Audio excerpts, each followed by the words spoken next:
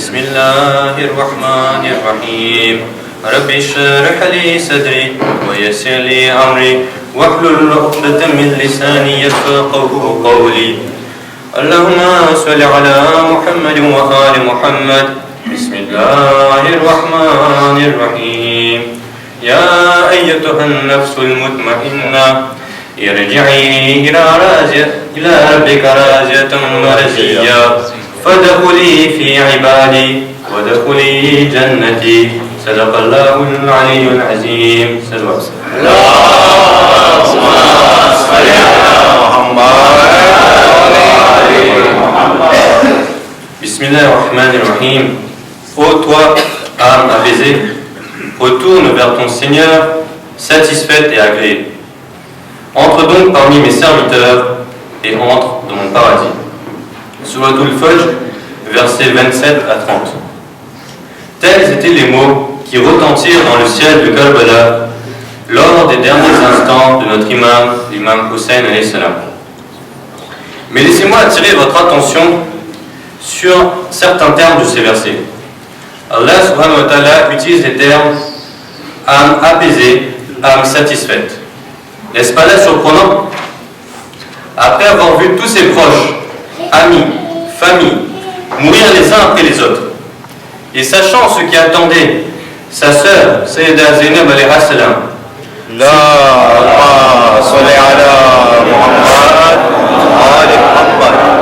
et sachant ce qui attendait notre imam, l'imam Zainul Abidin alayhi salam,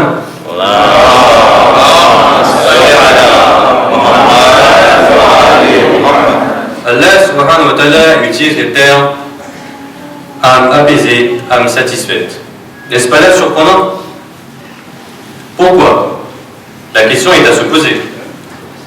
Mais il semble clair, il semble évident que l'imam alayhi salam savait à ce moment que son martyre, son sacrifice nous sauverait tous, sauverait toute l'humanité.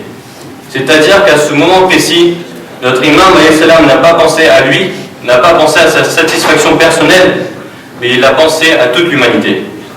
C'est pour cela que Allah subhanahu wa ta'ala utilise les termes âme satisfaite, âme apaisée.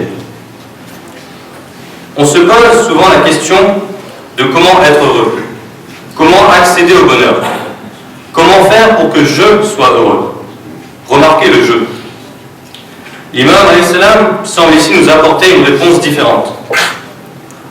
On ne doit pas placer l'intérêt individuel au-dessus du groupe, mais au contraire, placer le groupe au-dessus de l'intérêt individuel. Cela semble paradoxal, mais si on regarde la vie de chacun de nos imams, chacun d'entre eux, ils n'ont jamais mis leur intérêt commun ils n'ont jamais mis leur intérêt personnel devant l'intérêt commun.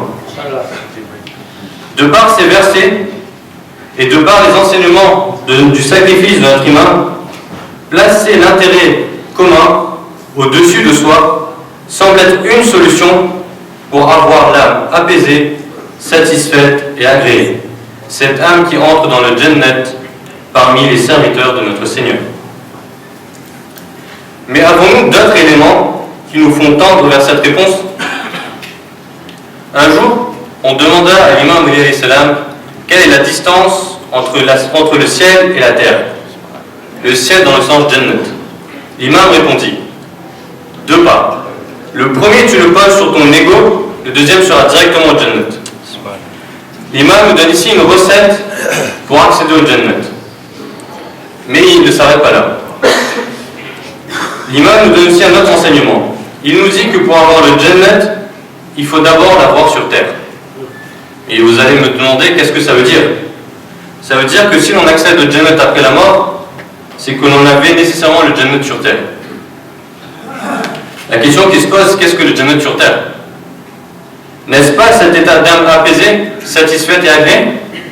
La question se pose. Donc si on reprend les enseignements de notre imam, l'imam alayhi salam nous dit que pour avoir le Jannat, il faut écraser son moi, son ego, et que si on a le Jannat dans l'au-delà, on l'avait nécessairement sur terre. Mis côte à côte, on en déduit que pour avoir le Jannat sur terre, c'est-à-dire cet état d'âme apaisée et satisfaite, il suffit d'écraser son moi, son ego. Autrement dit, l'imam Ali alayhi salam nous donne les mêmes enseignements qu'Imam Hussein alayhi salam. C'est-à-dire que pour avoir l'âme apaisée et satisfaite, il suffit d'écraser son ego et donc mettre l'intérêt commun sur l'intérêt individuel. Mais là, on n'est que sur la théorie. Concrètement, on fait comment? La question se pose. On pourrait faire de différentes façons. On pourrait faire une sani khidmat.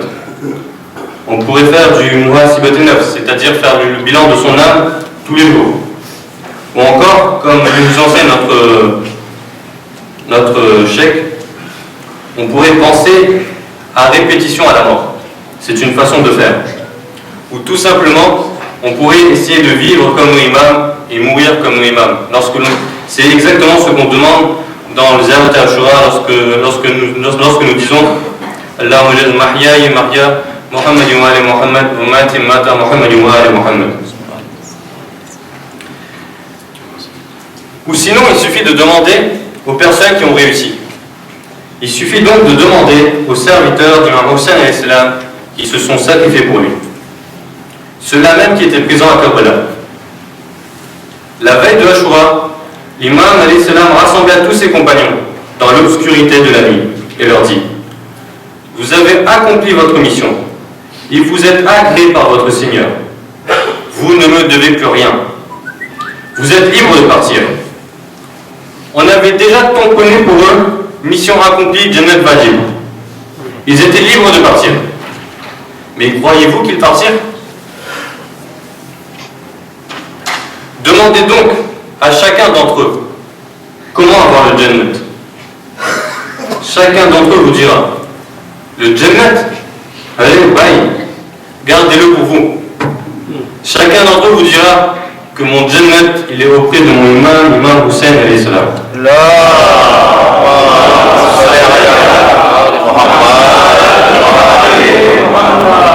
Chacun d'entre eux vous dira, il vous dira que si on me ramenait sur terre une fois, 10 fois, une infinité de fois, à chaque fois, je donnerai ma vie pour Hussein. N'est-ce pas là la définition même de ceux qui ont écrasé leur ego? N'est-ce pas là la définition même de ceux qui ne cherchent pas leur intérêt? N'est-ce pas là la définition même de ceux qui ont l'âme apaisée et satisfaite?